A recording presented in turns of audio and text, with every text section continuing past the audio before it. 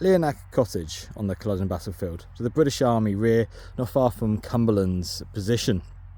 In fact, the British Army, when it was marching in, would have had to split either side of this cottage. But there was originally probably about 3 buildings here. And this one, though it might stand on original foundations, is probably Victorian or 1800s.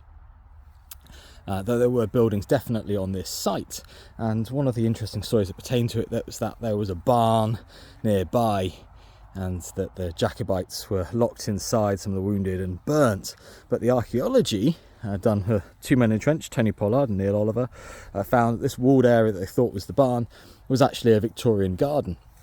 No evidence of charcoal and burning. That's not to say it didn't happen, but very unlikely to have happened here. And certainly not to say that the British Army treated the Jacobites well. They didn't. They treated them horrifically because they were regarded as rebels, so therefore not combatants like the French, the 2 French, Irish and Scottish regiments, which were treated as legitimates. So this position always bears with this rumour of medical, but there's no evidence of that.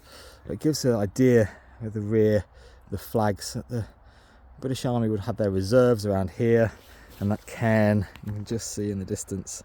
That's the direction of travel from the Jacobite lines, so about their centre of their wedges that are able to make contact with Bowers and Munro's regiments there. So just behind the British Army left position, and certainly though they maybe not that exact building, but a similar facsimile of it, there would have been buildings here marking some of the battlefield, making the topography and study of it easier today because we have those fantastic maps. And Culloden, always brilliant to visit for all the different reasons, and the complicated remembrance of it since, I think, adds to Culloden really.